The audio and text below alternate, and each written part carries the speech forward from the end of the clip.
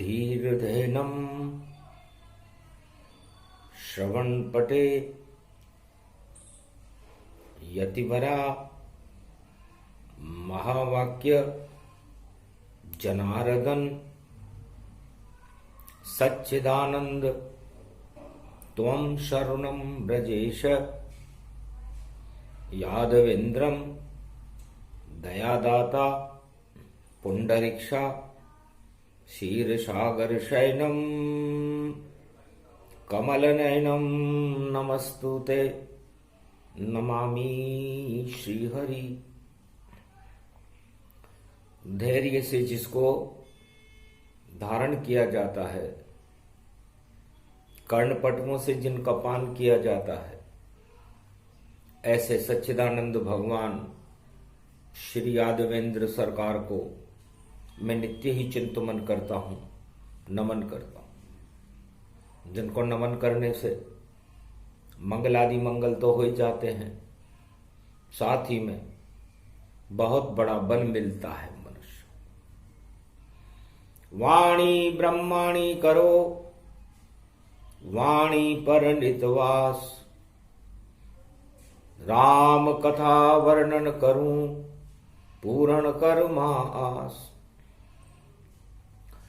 कमल नयन भवजोर, निर्बल भय व्यापे नहीं जिनके नवल किशोर। चरित्र शिरोमणि गौरी पुत्रम दधि दोषं दधिटार। हरे स्वप्न जंजाल प्रभु महाकाल के काल। गाल दबाए दुख दरिद्र सब, देही सनहूं रिद्धि सिद्धि सब। प्रगट की न भव भांति प्रभाऊ, गणपति तुम सम नहीं गण राऊ। गण गणेश ईश्वर कर स्वामी, घट घट जानत अंतरयामी। जो निर्लेप विघ्न बहु बाधा, तुमरे नाम हो वहीं सब आधा। मर्यादा राखें त्रिपुरारी, सकल सिद्धि गणपति निहारी। गिरिजा सुवन शंकर ही पूता, सकल सपूत नाम गणपूता। हम सब शरण प्रभु गति तेरी, अगम निगम आगे मति तेरी। हम निरबुद्धि हूँ निर्बल दाता, तुम प्रसन्न प्रभु ब्रह्म विधाता। बुद्धि प्रबल जय जय गणराई, सकल सिद्धि समदृष्टि सहाई। मूरत मही आहावन करही, आए प्रगट गणपति दर्शही। अगहन मास जगद गुरु कृष्णा, भजो कृष्ण मिट जाए तृष्णा। काम वासना छल कपट और जगत पाखंड, सभी हटाने के लिए शक्ति बड़ी ब्रह्मांड। निराकार की ज्योति का होता दिव्य प्रकाश, उसको गीता मानिए जो रहती सदा आकाश। आकाश में भगवान कृष्ण कहते हैं कि अंतरिक्ष में गीता चारों युगों में सुरक्षित रहती है।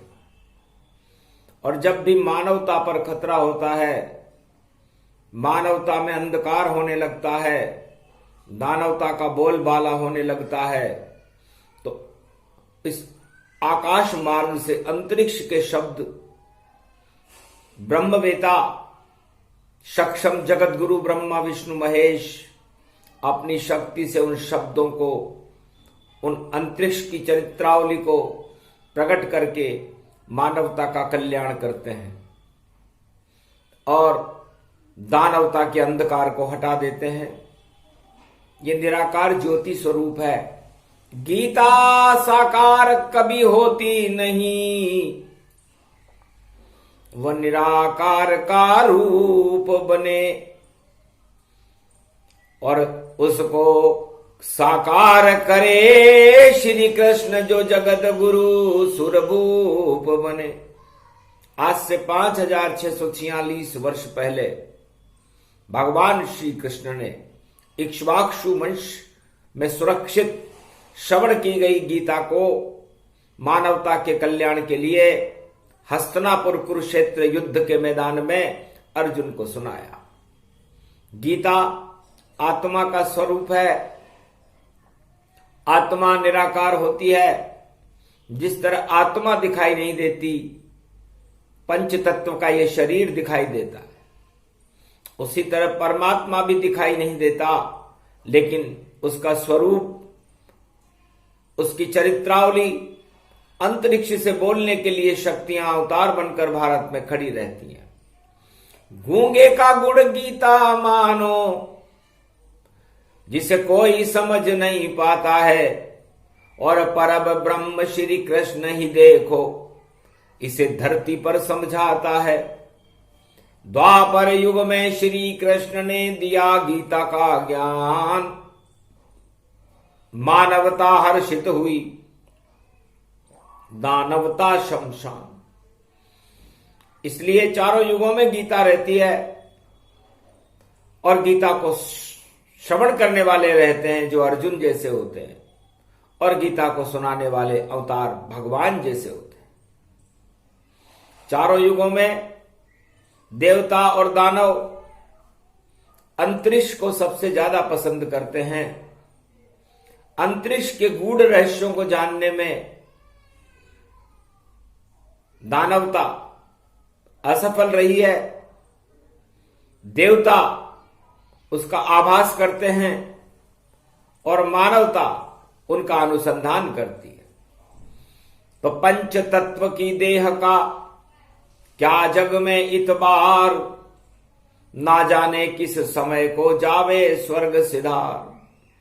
अर्जुन से भगवान श्री कृष्ण ने कहा, रे अर्जुन, ये पंच तत्व की देह है, इसका क्या घमंड करना। इस पंच तत्व की देह को पाकर के यदि कोई इंसान सत्ता के लिए संघर्ष करता हो तो मूर्ख माना जाएगा।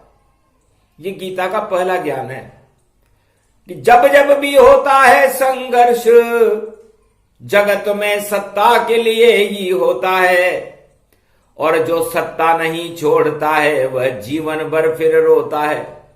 पूछ लेना हिरण्याकश्यप से, अरे छूट गए थे प्राण, सत्ता भी छिन गई थी उनको, नहीं मिले भगवान। फिर पूछ लेना रावण से जाकर, सत्ता का बहुत ही भूखा था, और राम कृपा बिन शिव कृपा मिले नहीं, ये जानने में पीछे रहता था। शिव की कृपा रावण के ऊपर देखो बड़ी भरपूर, पर सदा राम से रावण रहा जगत में दूर। अब राम कृपा के बिना शिव कृपा कैसे मिले? इसलिए रावण का पतन का कारण राम की कृपा प्राप्त करना नहीं था। गर कर लेता कृपा राम की प्राप्त, तो लंका का सम्राट फिर बच जाता और मुक्ति भी उसकी हो जाती, और लंका में अमर पद वह पाता।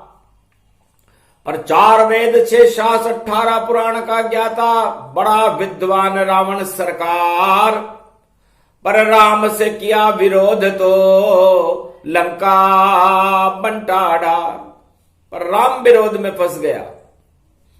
इसलिए राम विरोधी जीवन मुक्त कैसे हो सकता है? शिव का तो कृपा पात्र था रावण, पर उसके अहंकार ने उसे राम से दूर कर दिया और सत्ता से भी दूर कर दिया। और इसी तरह कौरववंश, धृतराष्ट्र सत्ता छोड़ना ही नहीं चाहता था। पुत्रों का मोह धृतराष्ट्र को इतना था कि राजा बने तो हर युग में मेरे पुत्र ही बने, 100 पुत्र है मेरे, उनका ही राज चले, और कोई तो पांडव मुक्त भारत करूं और किया धृतराष्ट्र संकल्प, और षड्यंत्र रच दिए बड़े बड़े, पर हो गया उसका अंत। क्योंकि श्री कृष्ण प्रगटे वहां और पांडव गीता ज्ञान, गीता की जब कृपा हुई तो जीते पांडव संतान, पांडवों की संतान जीती, सत्ता पराजित रही, सत्य विजयी रहा। इसलिए गीता सत्ता का नहीं, सत्य का गुणगान करती है, सत्य का प्रकाश करती है। और कल युग केवल नाम अधारा, सुमर सुमर नर उतर ही पारा। अब कलयुग में तुलसीदास जी ने भी लिखा, ये गीता की चरित्रावली का एक संकेत है कि भाई कलयुग में कोई राजा किसी का रक्षक होगा नहीं। कलयुग में ईश्वर के नाम का उच्चारण करना ही आपकी सर्व मनोकामनाओं को पूरी करने वाला होगा। और बैतरणी नदी से पार भी ईश्वर का नाम ही लगाएगा, कोई राजा नहीं। पर सारे कलयुग वासी ही सत्ता के पीछे भाग रहे, ईश्वर का साथ सब छोड़ गए और सत्ता पे कुर्बान हुए। तो सत्ता में नहीं सत्य है, सत्य कृष्ण भगवान, इसको गीता कहते हैं जो शरण ईश्वर की मान। इसलिए गीता हमें सिखाती है, भगवान कृष्ण कहते हैं कि हम सत्य के प्रकाश में प्रकाशमान रहें, सत्य के साथ रहें, सत्ता के साथ नहीं। सत्ता के पास चाहे कितनी भी और भीड़ इकट्ठी होती हो, पर सत्ता निकल जाती है हाथ से और राजनीति वहां रोती हो। तो द्वापर में भी राजनीति का रोमन हुआ प्रारंभ, और पल भर में ही गीता ने हटा दिए चल पाखंड। शकुनी मारा गया वहां और कर्ण मर गया ताय, द्रोणाचार्य भी मर गए, विषम नहीं बच पाए, और धृतराष्ट्र भी मारा गया, मरे दुर्योधन जाए, 100 के 100 पुत्र मर गए और सत्ता लुट गई ताय। सारी भीड़ 18 अक्षौणी सेना पूरे विश्व की मर गई, सत्ता भी हाथ से निकल गई, और सत्य भगवान कृष्ण की गीता में अर्जुन और पांडवों के बीच में प्रकाशमान रहा। तो ये संसार बड़ा विचित्र है। भगवान कृष्ण कहते हैं कि हर चमकने वाली चीज आसमान में रहती है। सूर्य आसमान में प्रकाश करता है। अब कोई कहे कि मैं सूर्य से भी ऊंचा सूर्य पैदा कर दूं और नया सूर्य पैदा कर दूं, तो यह उसकी मूर्खता है। चंद्रमा पैदा कर दूं तो यह उसकी मूर्खता है। तो सूर्य, चंद्रमा, क्षीर सागर, भगवान विष्णु, गोलोकपति भगवान कृष्ण और 9 के 9 ग्रह आसमान में ही विचरण करते हैं। पृथ्वी पर तो उनकी झलक पड़ती है। पृथ्वी मृत्युलोक का एक अंधकार है। यह संसार नश्वर है, जिसे गीता में भगवान कृष्ण ने कहते हैं कि इसका प्रकाश गीता के रूप में मैं स्वयं पार ब्रह्म परमेश्वर परमात्मा हूं। समस्त आत्माओं में मेरा ही प्रकाश रहता है। मैं ही ब्रह्म हूं और मैं ही आत्मा हूं और मैं ही परमात्मा हूं। आत्मा न कभी मरती है, न कभी जलती है, न कभी इसको तोड़ा जा सकता, न इसको मरोड़ा जा सकता, न इसको बनाया जा सकता। तो सर्वशक्तिमान ईश्वर इस आत्मा को परमात्मा की शक्ति से प्रकाशमान करते हैं। ये गीता का ज्ञान है। और समस्त क्षिति जल पावक गगन समीरा, पंच तत्व मिल बने शरीरा। तो ये पवन भी मृत्युलोक में ही रहती है, अन्य जगह नहीं। ये जल भी मृत्युलोक में ही रहता है, अन्य जगह नहीं। अग्नि भी मृत्युलोक में ही रहती है, अन्य जगह नहीं। और मिट्टी भी मृत्युलोक में ही रहती है, अन्य जगह नहीं। लेकिन आकाश सर्वशक्तिमान है। त्रिलोक में सतयुग से कलयुग तक जितने भी ब्रह्मवेता जो शब्द बोलते हैं, चाहे वो रामायण बोले या गीता बोले या वेद पुराण 6 शास्त्र या कोई भी अपना प्रवचन बोले, सब अंतरिक्ष में सुरक्षित रहते हैं। अंतरिक्ष में सूर्य भी सुरक्षित रहता है, अंतरिक्ष में चंद्रमा भी सुरक्षित रहता है, नवग्रह सुरक्षित रहते हैं, ईश्वर शक्तियां सुरक्षित रहती हैं। तो नीली छतरी वाला इस आकाश तत्व में, इस आकाश मार्ग में अपनी शक्ति का समन्वय चारों युगों में फैलाता रहता है। अब षड्यंत्र रचा शुक्राचार्य ने, और जब दानवता का हास हुआ और राजा बलि राजा बने भारत के, उनमें शक्ति प्रकाश हुआ। तब कंधे पर हाथ रखा शुक्राचार्य ने राजा बलि के पास और बोले, बलि देखो चमक रहा रे आकाश, सूरज जैसा तू बने, कर ले प्रतिज्ञा आज, अश्वमेध यज्ञ अब करेंगे और तुम बनो इंद्रलोक महाराज। सुनकर गुरु की बात को और पीठ दिखा दी ताय, अरे सूरज जैसा चमके दानव वंश, वो करो यज्ञ मुनिराय। शुक्राचार्य से कहा, महाराज कुछ भी हो, हमें इंद्रलोक का राज चाहिए, हमें सूरज से भी नया बड़ा सूरज और बड़ा चंद्रमा पैदा करना है, आप जो कुछ करना हो करो। धन परिवार की कोई कमी नहीं, सारे ब्राह्मण को बुलवा लो, और जो जैसी जिसकी इच्छा सबकी इच्छा पूरी करवा डालो। तो ऐसा ही षड्यंत्र सतयुग में रचे गए शुक्राचार्य, और फेल हो गए सब षड्यंत्र, और बलि फेल हो ही जाए।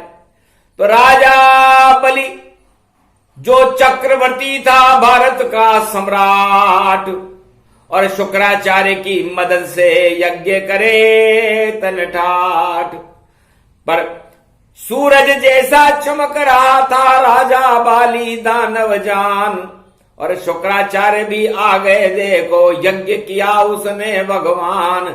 108 यज्ञ जब होने लागा पूर्ण तानम ताम, घबरा गया जब राजा इंद्र भी, और शरण आया कृष्ण भगवान। नारायण से बोला इंद्र, कृपा करो मुझ पर भगवान, यदि यज्ञ ये पूरा हो जाए तो देव सत्ता लुट जाए शान, और इंद्रपुरी के राजा बन जाए, दानव वंश राज दिखाए।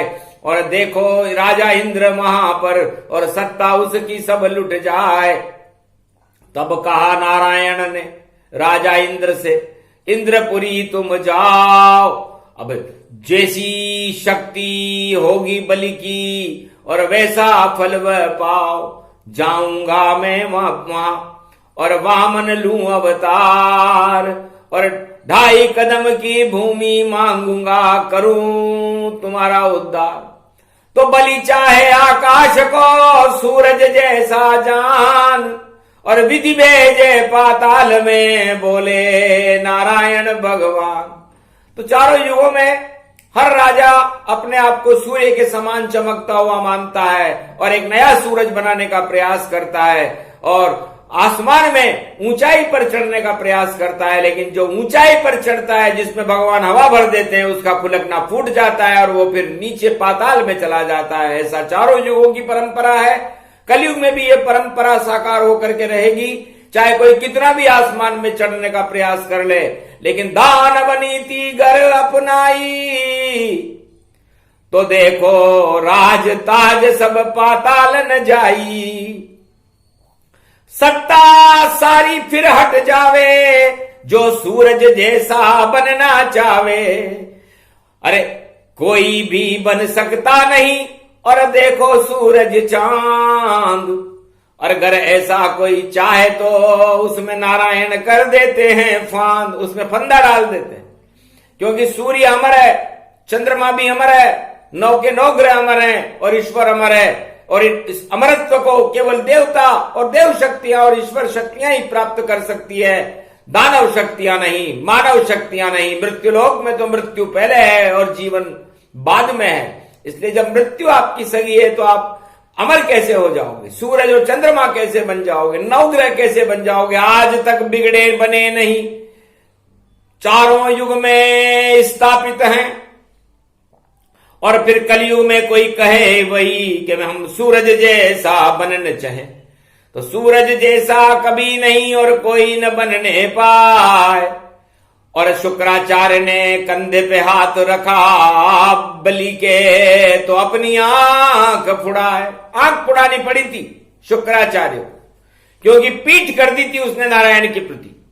तो पीठ दिखाने वाले भगवान से, और देखो भगते देखे हैं, चाहे कितनी भी भक्ति कर ले पर शक्तिहीन व रहते हैं। तो ये गीता का ज्ञान है। और बलि गया रे पाताल, शुक्राचार्य की आंख फूट गई, आंखों देखा हाल। 2.5 कदम में नप गई बलि की सारी जमीन, और दान पूरा नहीं हो सका, बलि हुआ गमगीन। बलि गमगीन हो गया, उल्टा हो गया। मैं तो चाहता था सूरज जैसा चमकूं पाए, पर डूब गई मेरी लुटिया और गुरुदेव ने आंख फुड़ाए। अरे राजा बलि मत कर दान जमी को। वहां भी जमीन आई थी। ये जमीन हर युग में बड़ी खतरनाक होती है, और जमीन से ही बड़े बड़े राजताज गिरे हैं।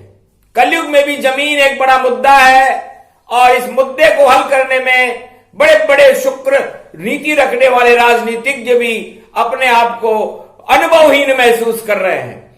चारों युगों में जमीन के लिए जो संघर्ष हुआ, उसमें जमीन वालों की विजय हुई और राजनीति की हार हुई।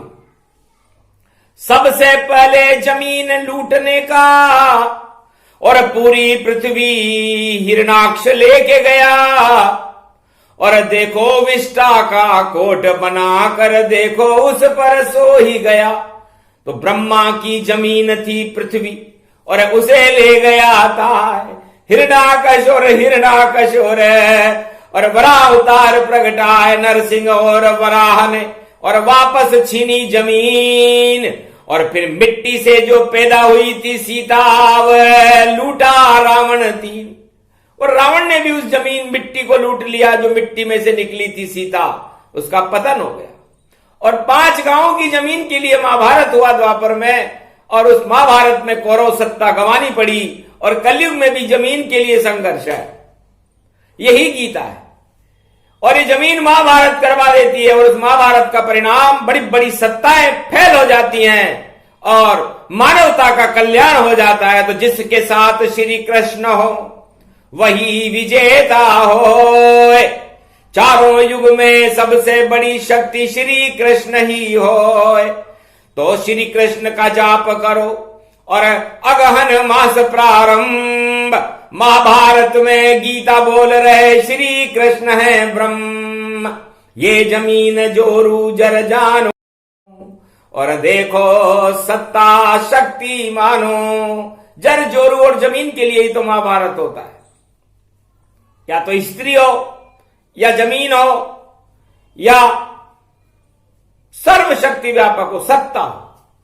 तो ये 3 वस्तुएं महाभारत का मुख्य कारण होती है। और चारों युगों में महाभारत जब भी हुआ, चाहे वो राम रावण का युद्ध हो, चाहे वो हिरण्याकश और वराह अवतार का युद्ध हो, चाहे वो प्रहलाद और हिरण्याकश्यप का युद्ध हो, चाहे वो कौरवों और पांडवों का युद्ध हो, या कलयुग में किसी भी तरह के युद्ध हो सारे संसार में, वो सब जमीन के लिए है। कि ये जमीन हमको मिले तो सभी भूमि गोपाल की, और मिलती किसको नाय। गर कोई जबरन करे तो सत्ता लुटती था। तो उनकी सत्ताएं लुट जाती, क्योंकि जर जोरू और जमीन, तो ये जमीन तो भगवान ने बनाई है, ब्रह्मा जी ने बनाई है। तो ब्रह्मा जी की तपस्या करके लो। क्यों छीना छीनी करते, और क्यों इसको लूट तुम जाते हो। गर करो तपस्या ब्रह्मा की, तो क्यों नहीं शरण ब्रह्म की जाते हो। तो यदि आपको जमीन लेनी है और हमेशा हमेशा के लेनी है, तो ब्रह्मा जी की तपस्या करो। और यदि आपको सत्ता लेनी है, जैसे लंका रावण ने ली, तो शिव जी की तपस्या करो, शिव जी दे देंगे आपको। और यदि आपको मानवता का कल्याण करना है, अपनी जीवन की मुक्ति प्राप्त करनी है, तो नारायण की आराधना करो। सीधी सी तो बात है, यही गीता है। और यही ज्ञान अर्जुन को भगवान श्री कृष्ण ने दिया था कि तुम 5 गांव के लिए लड़ते हो, अज्ञातवास में रहते हो, और कितना सा उम्र तुम्हारी है, क्यों नहीं श्री कृष्ण को भजते हो। अरे भजन करो भगवान के, 12 वर्ष मिलेता है तुम्हें, 12 वर्ष अज्ञातवास का मिला है, इसमें भगवान के भजन करो। इस भगवान के भजन करने से तुम्हें 5 गांव नहीं, पूरा भारत का चक्रवर्ती सम्राट होने का गौरव मिलेगा। इसे गीता कहते हैं। और यदि तुम इन 5 गांव के लिए संघर्ष करने लग गए और अपने अंदर कुंठाएं पैदा कर ली और बदला लेने की यदि आपने अपने अंदर कुवृत्ति प्रदान धारण कर ली, तो नाश होए उस वंश का, और जो संघर्षरत होए। हतनापुर में खून की और नदियां बह गई दोए। और बड़े बड़े योधन थे देखो, और युद्धन योधन भोजन ताय। इधर खड़ी 5 अक्षोणी, उधर 18 अक्षोणी जाए। और बड़े बड़े योद्धा मूछों पर देखो निब्बू रहे लगाए। भाले से भाला, बल्लम से देखो बल्लम रहे चलाए। अरे हाथी घोड़न लुटियन देखो, महाभारत में रथों सजाए। और बीच में रथ नारायण का था, कृष्ण सारथी बन गए आए। पीछे बैठा अर्जुन देखो, हाथ में गांडीव लिए उठाए। चक्रव्यूह बन गया वहां पर, बड़े बड़े सेनापति आए। भीष्म द्रोण और कर्ण खड़े हैं, और दुर्योधन शक्तिमान। और महाभारत मैदान खड़े हैं, देखो खड़े कृष्ण भगवान। अगहन का ये महीना देखो, महाभारत की चल गई चाल। और देखो कौरव सेना का भी आया पड़ में देखो काल। सब सपाचट हो गई सेना, रहा बचावा नहीं है कोई। सारे योद्धा मारन जावे, जय जय अर्जुन कृष्ण की होए। और विजेता कृष्ण बने थे, आंखों देखा हाल सुनाए। संजय वाणी करते द्वापर देखो, लिख लिख लिख लिख लिख जाए। ऐसे गीता अवतर होई, अवतर गीता गीत सुनाए। जब श्री कृष्ण सुनाए गीता, अश्रुपात अर्जुन होई जाए। किसका बेटा किसकी माता, किसका राज ताज सब जाए। यहीं रहेंगे अर्जुन देखो, सुन लो ज्ञान गीता का भार। सत्ता किसके साथ न जात, सत्य तुम्हारे साथ ही जाए। सत्य खड़ा है सेनापति बनकर, जिसका नाम कृष्ण कहलाए। तुम शरणम ब्रजेश जप लो, ये नीला ध्वज तुम लो लगाए। हनुमान बैठे हैं ध्वजा पर, रथ में शेष नाग प्रगटाए। अरे हिल नहीं सकता ये रथ अर्जुन, और तुम तो अब गांडीव चलाए। छटपट खटपट तीर चलाया, छटपट छटपट सेना जाए। सारी सेना मर गई कौरव, और विजय पांडव हो जाए।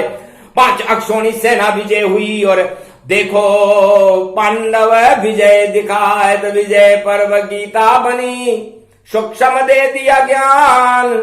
और बलि चाहे आकाश को, और नारायण भेजे उसे पाताल। तो कलयुग में भी बलि आकाश में जाना चाहता है, और विधि उसे पाताल में भेजना चाहती है। आंखों देखा हाल है, अक्षर अक्षर होए। ऐसा होने वाला है, और प्रकट नारायण हो।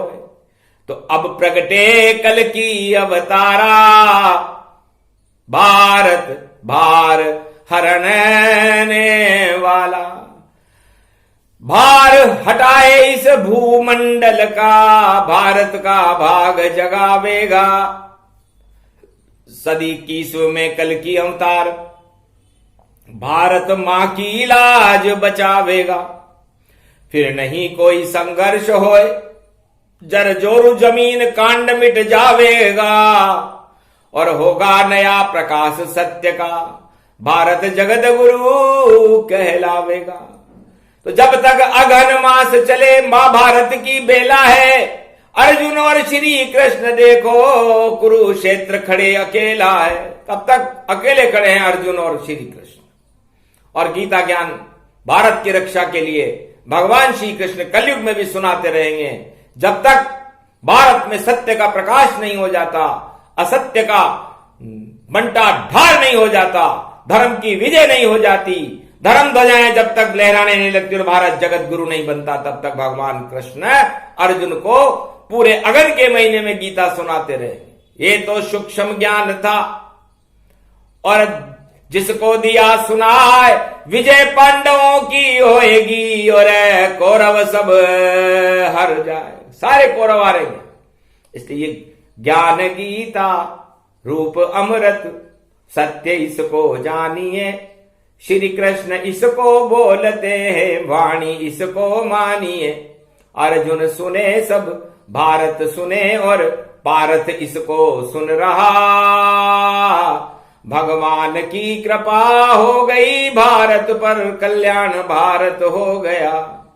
ये प्रसंग गीता का अद्भुत ज्ञान प्रसंग, सुने सुनाए इस प्रसंग को तो बरसे शाम के रंग।